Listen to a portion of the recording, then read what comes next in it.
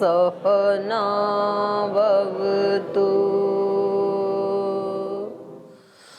सहनौ भुनक्तु सह वीर्यङ्करवावहै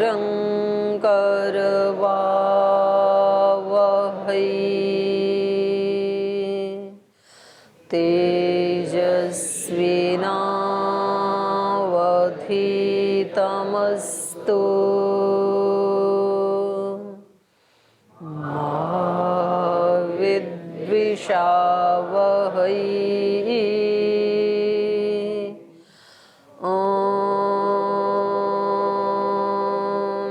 व्रतानां व्रतपते व्रतं चरिष्यामि तच्छकेयं तन्मे राध्यताम् इदमहमनृतात् सत्यमुपैमि ॐ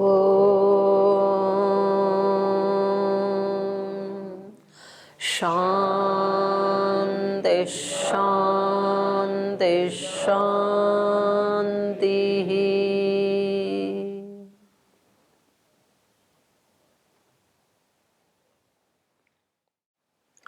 वाल्मीकि रामायण के अयोध्या कांड का 72वां सर्ग हम पढ़ रहे हैं। इससे पिछले सर्ग में श्री राम को श्री भरत जी से महाराजा दशरथ के स्वर्गवास का शोक समाचार, शोक संदेश मालूम पड़ता है और वो ये समाचार माता सीता को और लक्ष्मण को बताते हैं। और जिस समय ये बहुत दुखी हो रहे होते हैं अंदर, तो उसी समय महर्षि वशिष्ठ जी माताओं को साथ लेकर के कुटिया में प्रवेश करते हैं और सभी माताएं श्री राम को इस रूप में देख करके, दो प्रकार का शोक है माताओं को।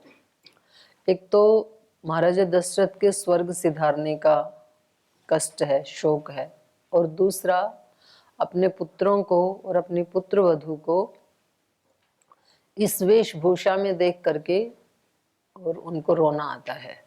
तो वो बहुत ही शोककर्षिता, शोक से कृश हो गए हैं जिनके बदन, ऐसे होकर के, और पहले वो रोती हैं और फिर श्री राम उनकी चरण वंदना करते हैं और माता सीता भी उनकी चरण वंदना करती हैं और वो उनके पास ही बैठ जाती हैं माता सीता। तो माता सीता की हालत देख करके माता कौशल्या को बहुत कष्ट होता है, तो वो उनको कुछ पूछ रही हैं। यहाँ से हम आज पढ़ेंगे। तो पीछे से किसी का कोई प्रश्न है, कुछ पूछ रहे हैं किसी को? ओम प्रणाम माताश्री। जी भाई।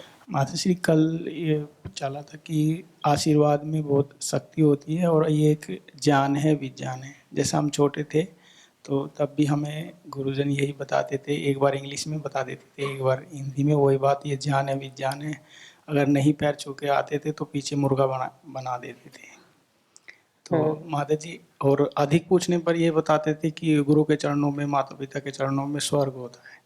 इससे ज़्यादा जानने की कुछ इच्छा है तो स्वर्ग का मतलब होता है सुख विशेष। स्वर्ग कोई स्थान नहीं होता है। और संस्कृत में भी एक श्लोक है, अभिवादनशीलस्य नित्यं वृद्धोपसेविनः चत्वारि तस्य वर्धन्ते आयुर्विद्या यशो बलम। 4 चीजें बढ़ती हैं जो प्रणाम करने वाले, अभिवादन के शील वाले हैं। आयु, विद्या, यश और बल। तो आयु कैसे बढ़ती है? क्योंकि जैसे व्यक्ति किसी अपने बड़े के प्रति, या जो विद्या में बड़ा है या उम्र में बड़ा है, पद में बड़ा है, अनुभव में बड़ा, कैसे भी बड़ा हो सकता है व्यक्ति। कभी कभी छोटी उम्र वाला भी बड़ा हो जाता है उसको ज्ञान आदि की दृष्टि से। तो जब हम किसी के सामने झुकते हैं तो सबसे पहले तो अहंकार झुकता है, विनम्रता का भाव आता है, श्रद्धा का भाव आता है। तो ये अपने आप में एक पॉजिटिव एनर्जी और पॉजिटिव वाइब्रेशंस हमारे अंदर पैदा होते हैं, क्योंकि हमारा सारा जो व्यक्तित्व है या अस्तित्व है वो क्या है, वाइब्रेशंस का ही तो घनीभूत रूप है ना। माने इसको तोड़ते जाएं तोड़ते जाएं तोड़ते जाएं इसको, और लास्ट परमाणु पे पहुंचे और उससे भी पीछे पहुंचे। तो साइंस अभी पहुंची है एक तरंग के ऊपर, कि तरंगें भरी पड़ी हैं इस सारे ब्रह्मांड में, और वो जब घनीभूत होती हैं तो वो कोई आकार ले लेती हैं। जैसे गायत्री आदि का जाप करते हैं, आप एक जाप करेंगे तो एक तरंग पैदा होती है, और आपने करोड़ जाप किए तो करोड़ तरंग पैदा हो गई, और वो सब घनीभूत होकर के आप कहेंगे मुझे गायत्री माता का साक्षात्कार हो गया। ऐसे ही हमारे शरीर हैं सबके। तो जब व्यक्ति अभिवादन करता है तो उसके अंदर एक पॉजिटिव वाइब्रेशन एनर्जी उत्पन्न होती है, और उसका संपर्क फिर शरीर के प्रत्येक सेल के साथ होता है। तो एक स्वस्थ विचार सारे सेल्स को स्वस्थ करने में निमित्त बन जाता है। साइंस में बताया था ना अपने आदरणीय एनपी सिंह जी ने, एक दिन यही तो बताया था। तो इससे तो आयु बढ़ती है अपनी, और दूसरे भी फिर जब किसी के सामने झुकोगे तो कोई गाली तो नहीं दे सकता है, आशीर्वाद ही देगा। चाहे व्यक्ति कितना परेशान भी था, क्रोधित भी था, दुखी भी था, पर एक बार यदि आपने सॉरी बोला या उसके पैर छुए तो उसका सारा गुस्सा दूर चला जाता है फिर। तो वो बदले में फिर हमें पॉजिटिव ही एनर्जी उसकी तरफ से भी आती है। तो दोनों की पॉजिटिव एनर्जी मिल गई तो आयु बढ़ेगी फिर, क्योंकि आयु घटती किससे है हमारी, नेगेटिव थिंकिंग से। नेगेटिव थिंकिंग से अंग प्रत्यंग जो है वो अपना जो काम कर रहे थे एक रिदम में, वो उनका डिस्टर्ब हो जाता है। जैसे यहाँ कक्षा में बैठ के पढ़ रहे हैं और बाहर से आकर के कोई बोले कि बाहर तो कुछ अनहोनी घटना हो गई, तो ये पूरा रिदम बिगड़ जाएगा ना पूरी कक्षा का, जितने भी विद्यार्थी बैठे हैं।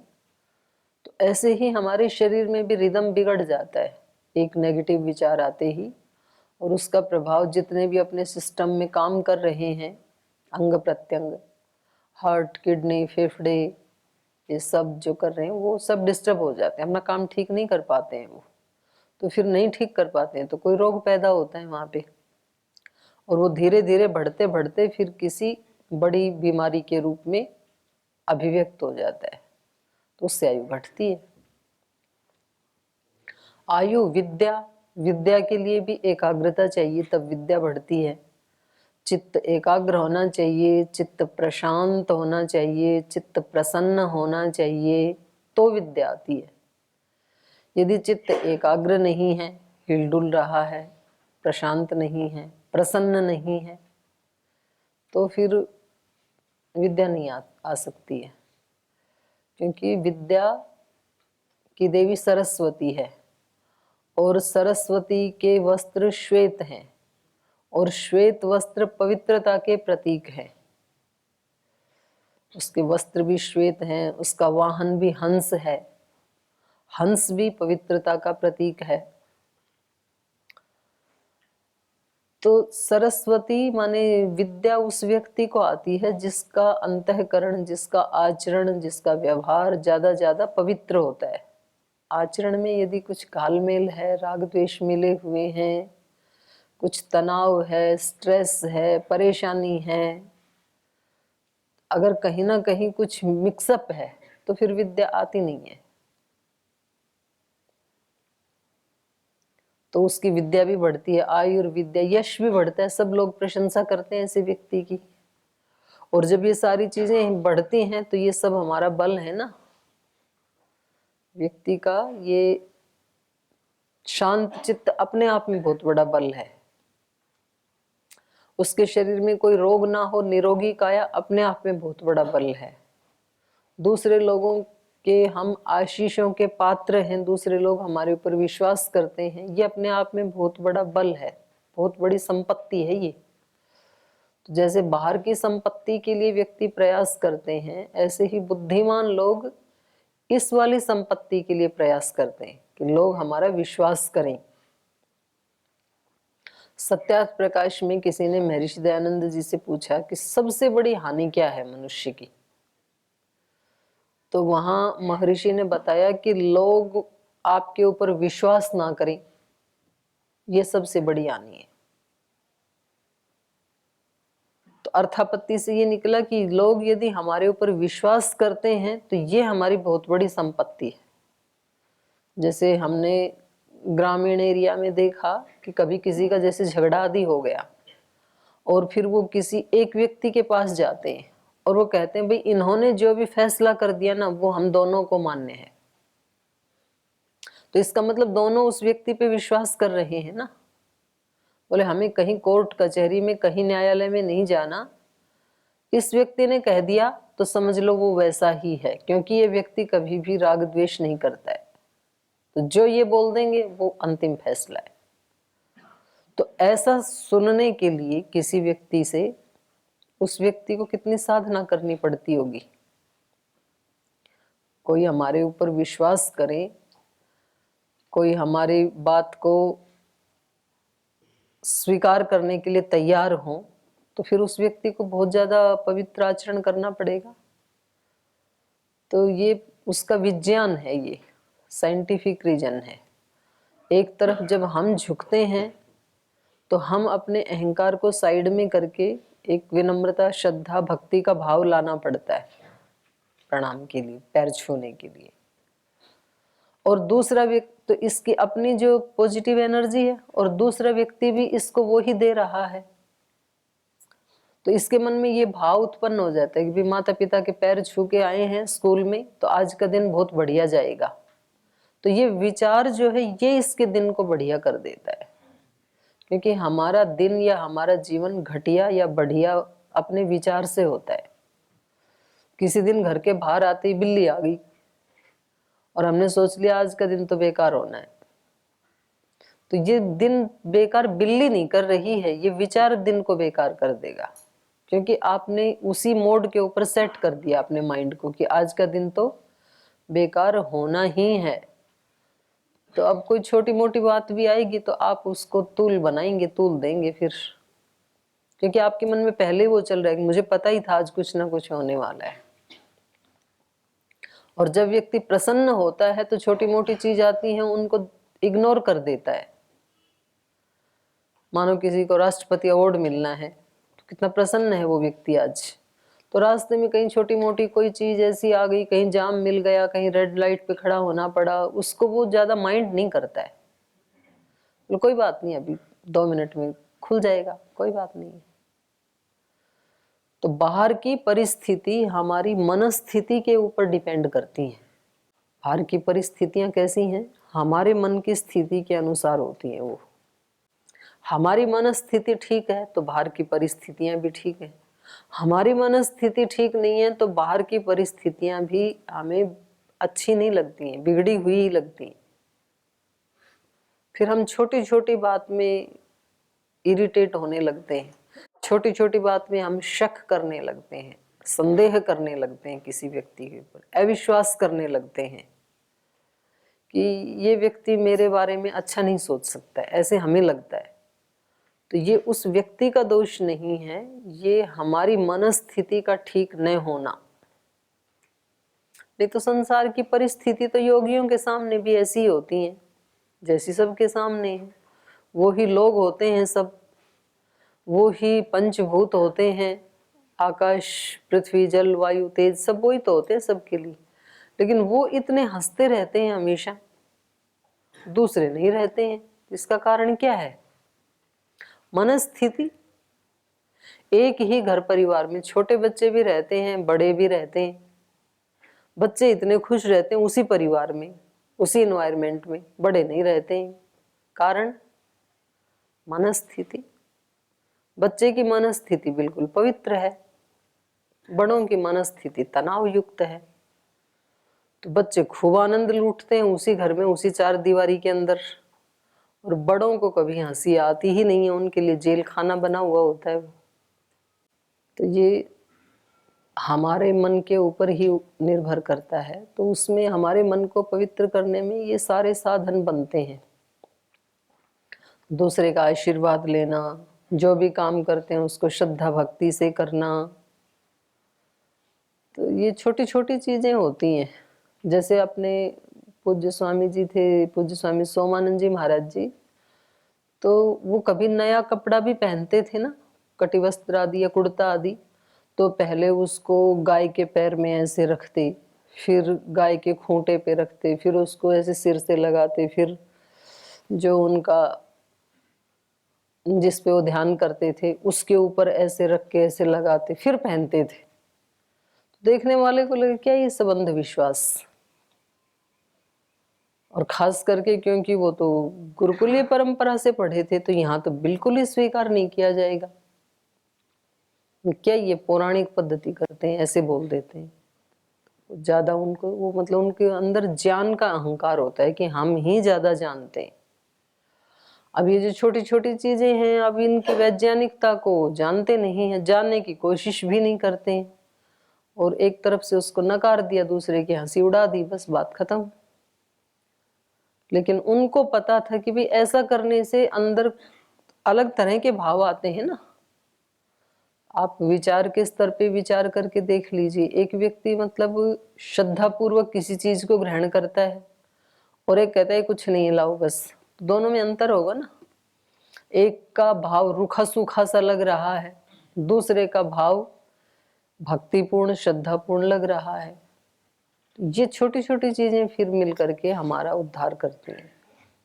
तो इसलिए अभिवादन जरूर करना चाहिए सबको, और श्रद्धा पूर्वक करना चाहिए। दूसरी बात ये है, कक्षा खत्म हुई रामायण की, तो पीछे वाले तो बोली यहाँ पीछे का किसको दिखता है, तो कुछ आगे वाले खड़े, उससे पीछे दो चार तो बाहर ही निकल गए, कुछ दो चार प्रणाम करते ही नहीं हैं, कुछ बिल्कुल खड़े होते हैं करके ही जाते हैं। तो ये प्रणाम किसी दूसरे के लिए है ही नहीं। या कक्षा शुरू होते ही हम प्रणाम करते हैं, किसी व्यक्ति को नहीं करते हैं हम। हो सकता है आप मेरे को करते हैं, फिर मैं भी करती हूँ। मैं किसको करती हूँ? मैं अपने गुरु परंपरा को करती हूँ। किसके लिए करते हैं? अपने लिए करते हैं, ताकि हमारे को उन गुरुओं का ज्ञान प्राप्त हो, हम उनके आशीषों के पात्र बने। तो अपने पुरुषार्थ से जो मिलेगा सो तो मिलेगा, और उनके आशीष से जो मिल गए वो तो फोकट में ही आ गया ना। तो सिर झुकाने में कोई नुकसान नहीं है, क्योंकि वो एक्स्ट्रा मिल रहा है, फ्री में मिल रहा है हमें। तो कितनी अच्छी बात है। ऐसे ही माता पिता से, ऐसे गुरुजनों से, एक ही माता पिता की संतानें जो होती हैं, उनमें भी माता पिता किसी एक बच्चे को ज्यादा देना चाहते हैं। मतलब जब चीजों का बंटवारा होगा वो तो बराबर बराबर ही होगा, वो तो संसार की रीति है, पर फिर भी वो अपने हृदय में कुछ बचा के रखता है एक के लिए। और ये एक वो ही होता है जो ज्यादा सहानुभूति रखता है माता पिता से, ज्यादा सेवा करता है, ज्यादा सम्मान करता है उनका। और जो समय असमय झगड़ा करता रहता है, ब्लेम करता रहता है माता पिता को, उसको अतिरिक्त कृपा नहीं मिलती है। ऐसे ही भगवान का है, भगवान की करुणा दया कृपा हम सब के लिए बराबर ही है, लेकिन फिर भी भक्तों के लिए थोड़ी सी ज्यादा होती है, क्योंकि वो उसके पात्र बन जाते हैं। और भाई जिसकी अकड़ है तो ठीक, भगवान जी कहते हैं ठीक है भाई तू अपने ढंग से कर ले। तो ये बात है। और कोई प्रश्न है किसी का? पीछे देना भाई, आप इनको दे दो। आपका है, बोलिए। ओम दीदी जी प्रणाम। जी। जो पिछले 17वें सर्ग में चला था, राजनीति का उपदेश दे रहे थे भगवान श्री राम जी भरत जी को।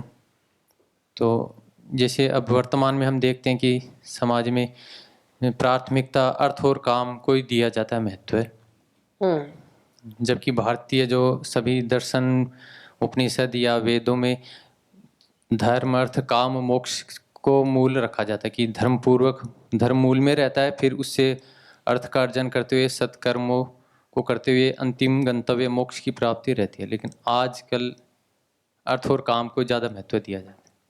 तो हाँ, तो इसमें क्वेश्चन था कि आज ये भारत से ये चीज़ कैसे विलुप्त हो गई कि धर्म को प्राथमिकता से हट गया एक तरह से? हाँ, करते तो हैं खैर वो भी, आज के भी जो राजनेता हैं, पर वो स्वार्थ पूर्वक धर्म का आचरण करते हैं, धर्म के लिए धर्म का आचरण नहीं करते हैं। मतलब वो भी पूजा पाठ करते हैं और मनुष्यों से ज्यादा भी करते हैं, क्योंकि कहीं उनका पद ना चला जाए इस भय के कारण करते हैं। वो भी देवी देवताओं को मनाते हैं, मन्नत भी मांगते हैं, इधर उधर जाते हैं, कुछ जिनके ऊपर उनका विश्वास है उन गुरुजनों के पास भी जाते हैं, गंगा स्नान भी करते हैं, करते तो हैं, लेकिन वो भी इसीलिए करते हैं कि उनका पद प्रतिष्ठा बनी रही।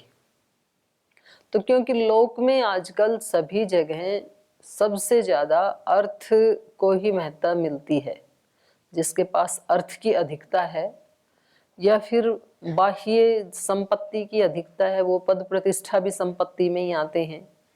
किसी के पास जन बल ज्यादा है, धन बल ज्यादा है, तो उस व्यक्ति को ज्यादा प्रतिष्ठा देता है ये संसार।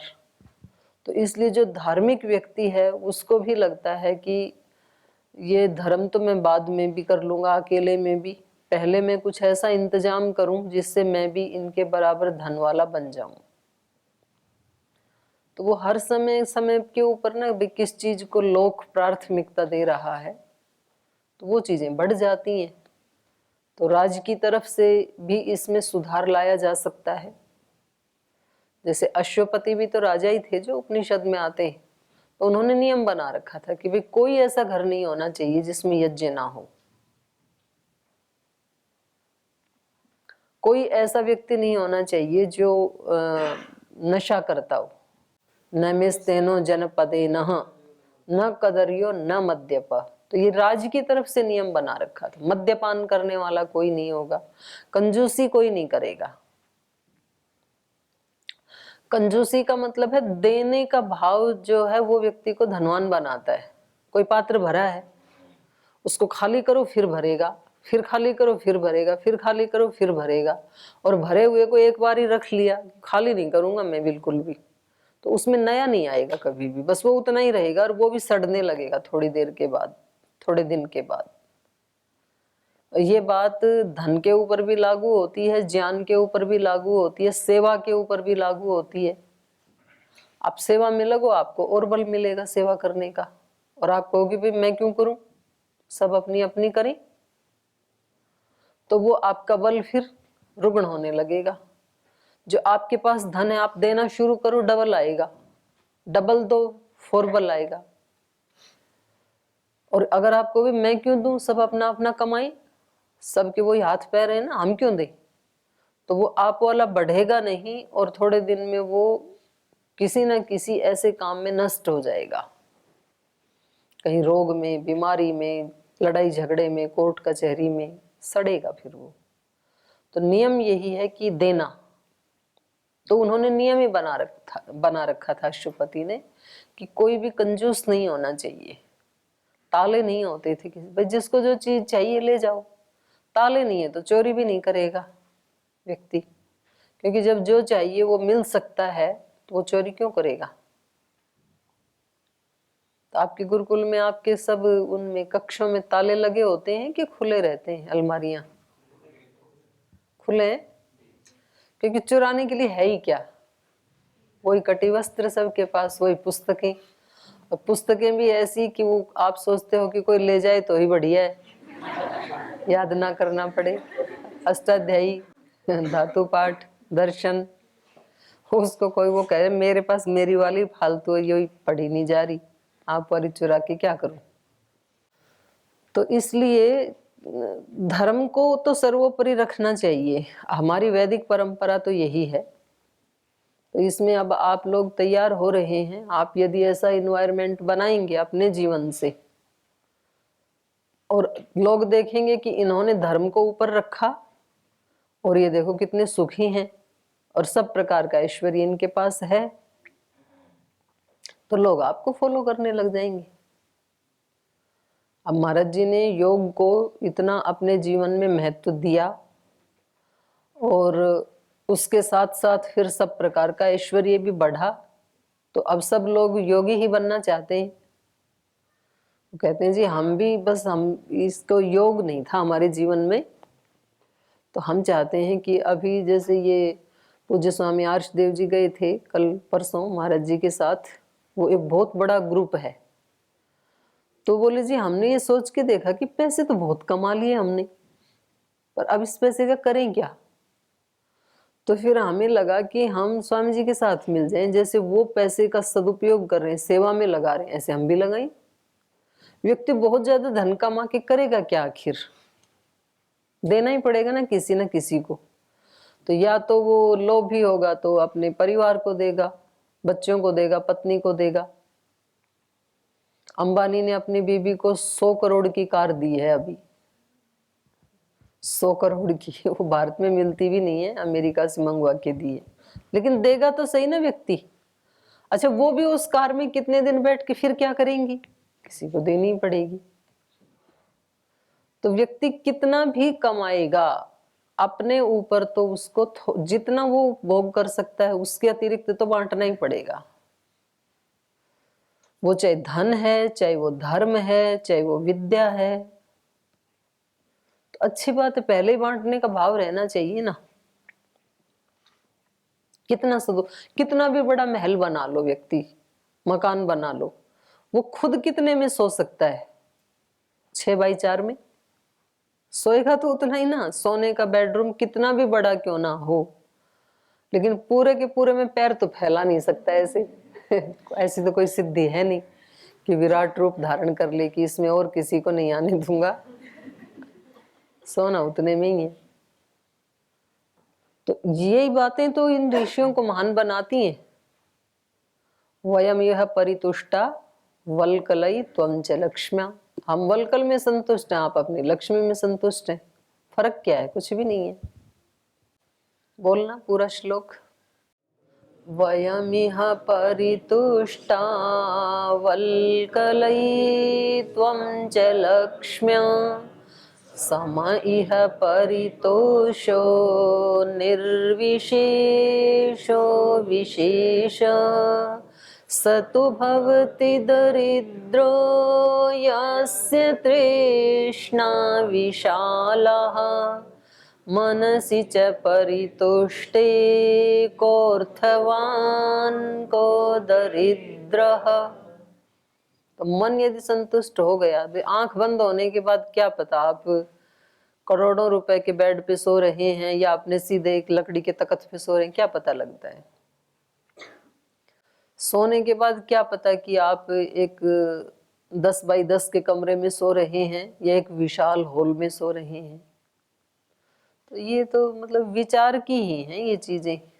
बाकी तो आदमी को, शरीर को जिंदा रखने के लिए खाना है, तो वो खाना आप सोने की थाली में रख के खा रहे हैं या मिट्टी पे थाली में रख के खा रहे हैं, क्या फर्क पड़ता है। दोनों में होगा क्या, परिणाम क्या होगा दोनों का, शरीर को पुष्टि तो मिलेगी, इतना ही तो है उसका प्रयोजन। बाकी तो मन के साथ जुड़ी हुई चीज है। और बल्कि ये कई बार ज्यादा स्वस्थ देखे जाते हैं और ज्यादा अच्छे अच्छे वस्त्रों में, बर्तनों में खाने वाले ज्यादा रोगी देखे जाते हैं, क्योंकि उनके मन में कुछ ना कुछ तो ऐसा चलता ही रहता है ना। अब उन्होंने अपने बर्तन मंगवा तो लिए, पर अब यदि उनके बर्तनों को कोई ना देखे तो समस्या, बेकार। जब कोई देख, क्योंकि व्यक्ति दूसरे को दिखाने के लिए तो करता है ये कि भाई मेरे पास इतना। अब वो खाना खाता कोई देखने वाला है ही नहीं कि सोने की थाली में खा रहा है कि हीरे की में खा रहा है कि स्टील की में खा रहा है। तो फिर वो कहता है कि अब इसको रख दो, किसी दिन गेस्ट आए ना उस दिन निकालना।